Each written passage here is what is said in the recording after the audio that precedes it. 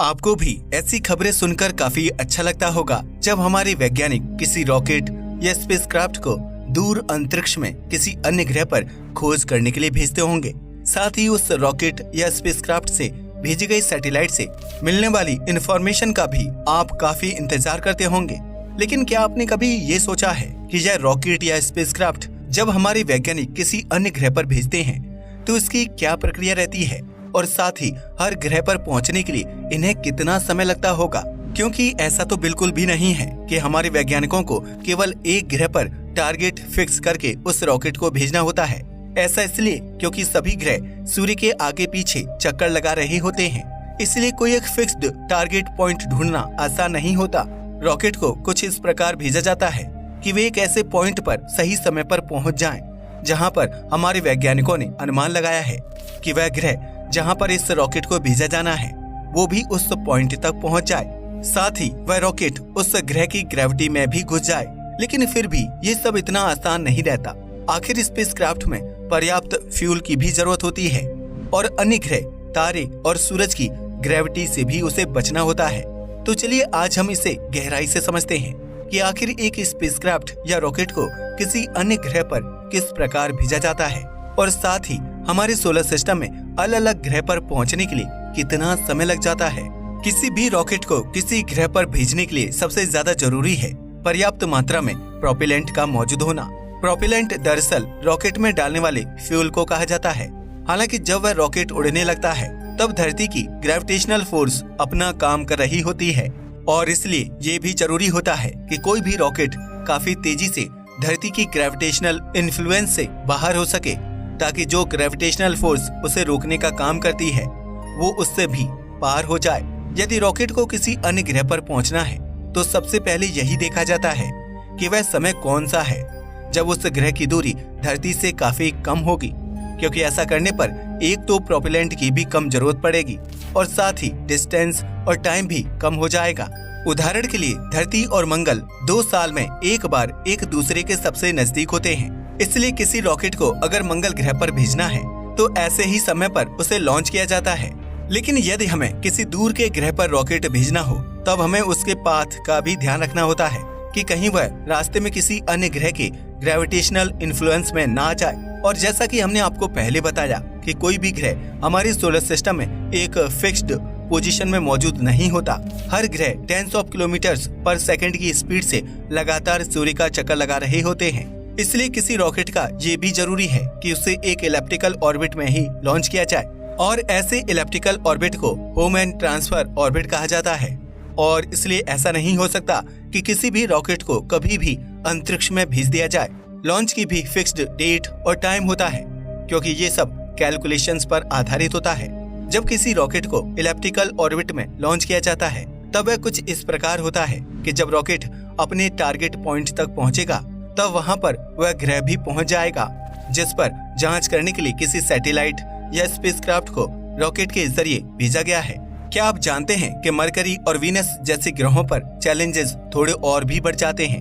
ऐसा इसलिए क्योंकि यह दोनों ही ग्रह सूर्य के काफी नजदीक होते हैं और इसलिए यदि कोई रॉकेट इन तक भेजा जाए तो इस बात का काफी ध्यान रखना होता है कि कहीं सूर्य की ग्रेविटी ही उस रॉकेट को अपनी ओर ना खींच ले, क्योंकि यदि ऐसा हो गया तो फिर सूर्य उस रॉकेट को अपनी सतह की ओर आकर्षित कर लेगा और वह रॉकेट पूरी तरह से नष्ट हो जाएगा। इसलिए मरकरी और वीनस जैसे ग्रहों पर मिशन करने के लिए हमारे वैज्ञानिकों को और भी काफी मेहनत करनी पड़ती है। साथ ही यदि हमें रॉकेट को आउटर प्लैनेट की ओर भेजना हो तब भी रॉकेट की स्पीड इतनी तेज होना जरूरी है कि वह सूरज की ग्रेविटी को पार कर सके। अब आपने ये तो समझ लिया होगा कि किस प्रकार रॉकेट को लॉन्च किया जाता है और साथ ही लॉन्च के दौरान किन बातों का ध्यान रखना होता है। अब चलिए हम एक एक करके ये समझते हैं कि आखिर किस ग्रह तक पहुँचने के लिए कितना समय लगता है।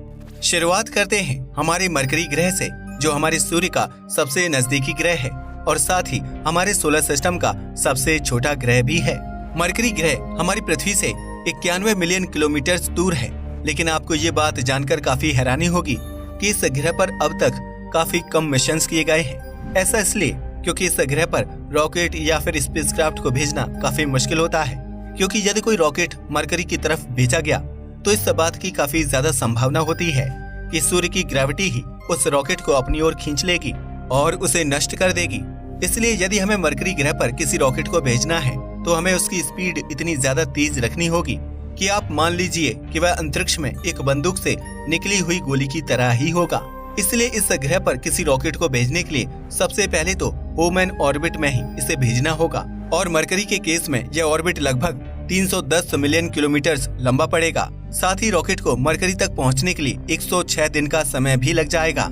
और दूसरा, जैसा कि हमने आपको पहले ही बताया कि रॉकेट की स्पीड काफी तेज रखनी होगी, लगभग 58 किलोमीटर पर सेकंड के हिसाब से।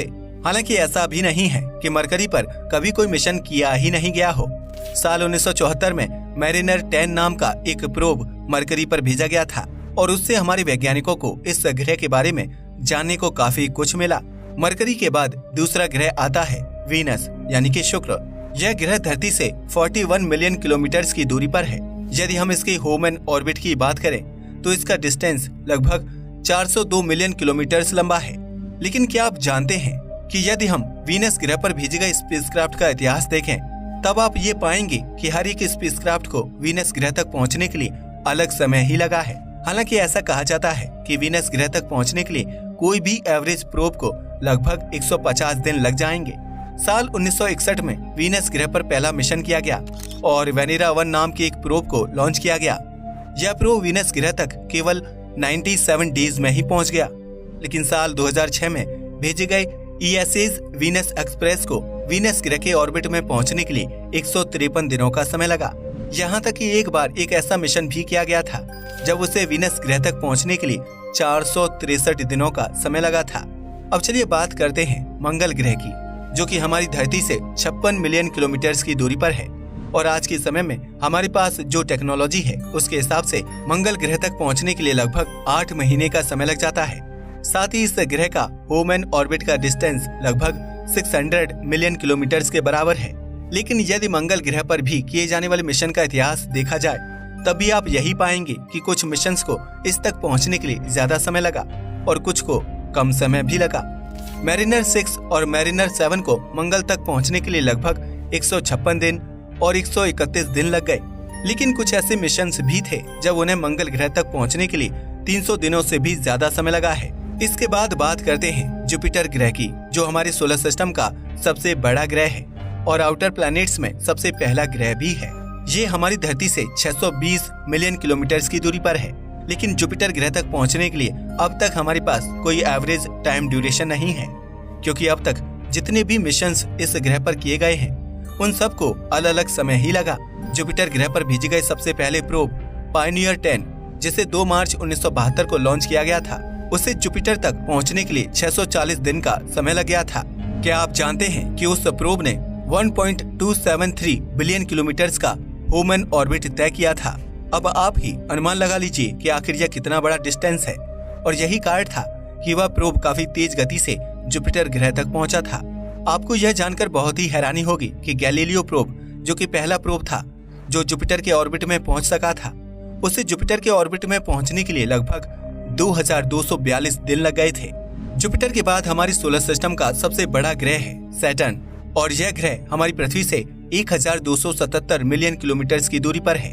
क्या आप जानते हैं कि इस ग्रह तक किए जाने वाले शुरुआती मिशन को लगभग 6.5 साल यानी कि 6.5 साल का समय लगा था। साल 1980 में वॉयेजर 1 को भी सैटर्न ग्रह की ओर भेजा गया, लेकिन रास्ते में इसका एनकाउंटर जुपिटर ग्रह से हो गया। हालांकि यह एनकाउंटर कुछ ऐसा था कि जुपिटर ग्रह की वजह से इसे अपनी स्पीड बढ़ाने में मदद मिली, क्योंकि यह जुपिटर से इतना दूर था कि उसकी ग्रेविटी तो उस पर असर कर रही थी पर उसे अपनी ओर खींच नहीं सकती थी। इसके कारण उसकी स्पीड बढ़ गई और अंत में उस मिशन को सैटर्न तक पहुंचने के लिए 1165 दिन लग गए, यानी इसे लगभग 3 साल का समय लग गया सैटर्न ग्रह तक पहुंचने के लिए। लेकिन जब इसके बाद वॉयेजर 2 को भेजा गया तब उसे लगभग 4 साल का समय लगा था। चलिए अब बात करते हैं यूरेनस ग्रह की, जिसका मिनिमम डिस्टेंस हमारी धरती से 2720 मिलियन किलोमीटर है। अब आप ही सोचिए कि यदि सैटर्न ग्रह तक पहुंचने के लिए कम से कम 6.5 साल का समय लगा, फिर यूरेनस ग्रह तक पहुंचने के लिए और भी ज्यादा समय लगता होगा, क्योंकि ये ग्रह हमारे सोलर सिस्टम का 7वां प्लैनेट है और काफी दूर भी है। अब तक हम केवल एक ही मिशन इस ग्रह पर कर पाए हैं। आज तक केवल वॉयेजर 2 ही इस ग्रह तक पहुंच पाया है।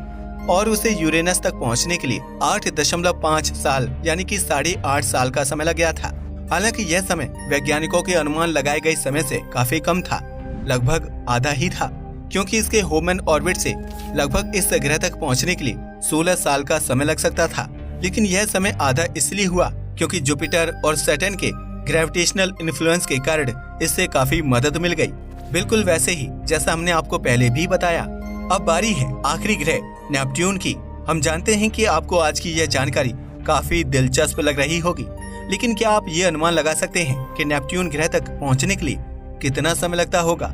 इसका मिनिमम डिस्टेंस हमारी पृथ्वी से 4,347 मिलियन किलोमीटर है। इस ग्रह पर भी अब तक केवल एक ही प्रोब पहुंच पाया है, क्योंकि ये तो आप समझ ही गए होंगे कि ये हमारी पृथ्वी से कितना दूर है।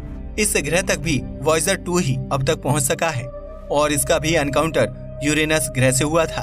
आपको जानकर बहुत ही हैरानी होगी कि इससे पृथ्वी से नेपट्यून तक पहुंचने